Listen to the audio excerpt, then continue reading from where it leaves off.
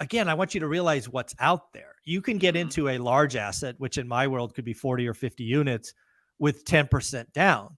And Right. then you flip that over. And if you do it right, you can actually have 30-year money at a Yep. blended interest rate that's Yep. below Yep. market. Alrighty, folks, we're going to have a detailed conversation about the most flexible and likely to become your favorite lending product ever. This is something that Mr. Stephen Dow and I affectionately call the 50-40-10. It anchors on a 90% CLTV loan. We will talk about that and more. But before we do, let's get the marketing thing out of the way. Thank you, sir, for remembering again. Although I work very, very happily for Velocity Mortgage Capital, all the ideas and topics discussed on this channel are that of my own. So let's get it going. So let's break it down for folks. Again, we've been talking about this on and off for the better part of a couple of years. I know a lot of people, including the lumberjack landlord, have leveraged the 50-40-10. Yes. Again, we'll talk about all the True different story. configurations. But why don't you talk about, first off, what is a 90% CLTV loan? We're going to break it down into its basic parts. Okay, so basically, that represents the maximum allowed combined loan to value. That's what CLTV means. So, in essence, we allow for secondary financing to come up behind our financing as far as in first position, usually up to a maximum of anywhere from 70 to 75%, depending upon property type and sometimes loan amount.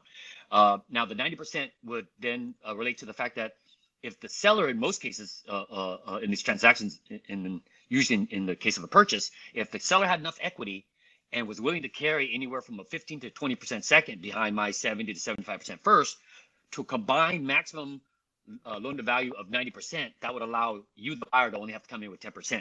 So that does give a lot of flexibility in a lot of situations where if you don't have the full 25 or 30% down, you might be able to negotiate where the seller can carry a small portion and still be able to maybe cash flow even from day one of putting 10% down. So it just depends. I mean, ideally we talk about that 50-40-10 because if we could split up the loan leverage in that percentage, that would allow me to offer you my lowest rates.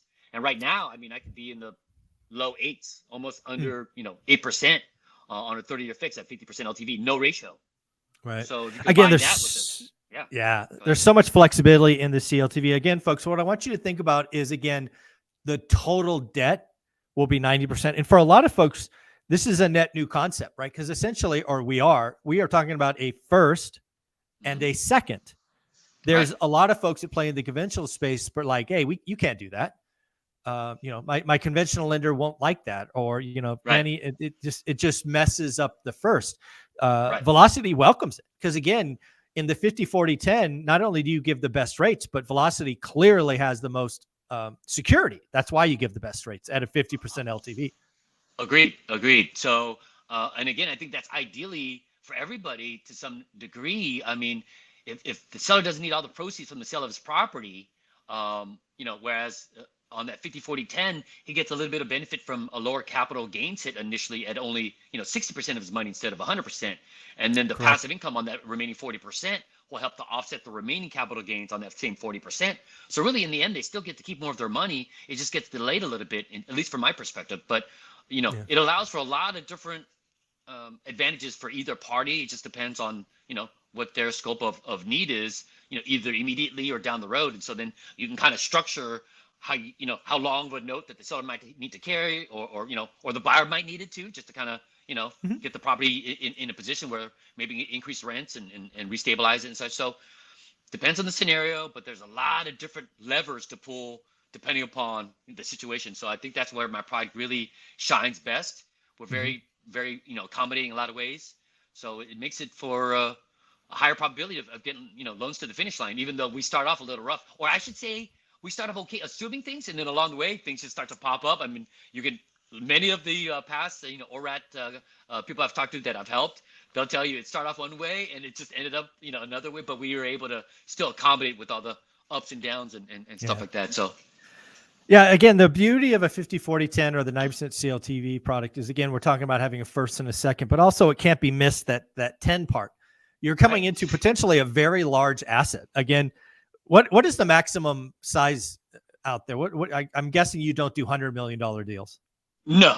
I mean, I wouldn't mind it, you know, because I would just get paid a little bit more. But no, that's not our space. Our wheelhouse is what they would consider small, you know, small Yeah. balance commercial, basically 5 million and under. On Okay. the commercial side, on the residential And side, now, around just so 2 I'm clear on million-ish. that, Uh-huh. so so 5 million, that's the loan Yep. amount. So in Correct. theory, if Yep. we did a 50, 40, 10, the asset could be about 5.5 million, right? 10% Correct. down Something takes you like to, that. Yes. yeah, Correct. yeah. Correct. Okay. All right. Yeah. So again, let's just realize what we have. Again, a lot of the people that watch this, myself included, we're not going to be doing a $5 million deal. No.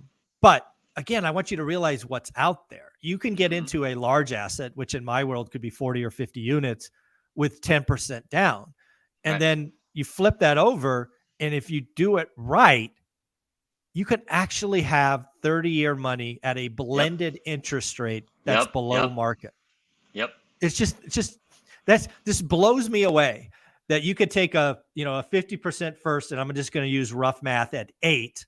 Uh-huh. Then you could get a 40% second at say 2, Right. gives you a blended interest rate, I don't know, 5.5 or something, 5.75. Right. This But at is 90% leverage. and at 90. I mean, it's just it hurts my head how flexible this is. Right. It's just, again, just having to do the work and then understanding, you know, the dynamics of your specific, you know, scenario with the seller and what their needs are, and then kind of just figuring that stuff out. Because yeah, if you just crunch the numbers to where if the seller understands not to get too aggressive on that, you know, negotiation with the seller, I mean with the second, they would see that if the property can cash flow from day one, if they're not too, you know, greedy, maybe that's the wrong word for with the seller, but if they can understand the big picture, if it can cash flow from day one, now with the seller being in second position, they're less likely not to get paid. So it's a pretty strong position if you can allow it to be so, right? If you get your advantage of selling now, maybe at your price or even maybe a little bit more, right? Yeah. But you got to give the buyer their terms. You know, it's a give and take. But if you can do that, then I think really everybody wins. If you truly understand what I'm trying to achieve with what I'm doing here, which is sell my property, sell it now, and sell it on price, or even sell it at more. But then you got to understand what the buyer truly needs, and then maybe you can meet them halfway with that. Like, okay, I'll give you your terms. I may not make a lot on the second that I'm carrying, but I'm getting my price, and I'm saving more money because I'm not getting capital gains hit. Yeah. Especially in a world where demand falls off a cliff, right? If we truly are heading for a world where commercial real estate starts to suck wind, you know, having a conversation about, hey, you're gonna get more of your money. It's just going to be, you know, some of it's going to be delayed.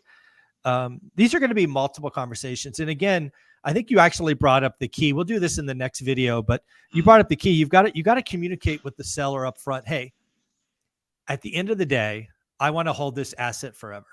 Yep. And, you know, we could do this a couple of different ways. We can work out a number where you're cashed out. It'll be lower.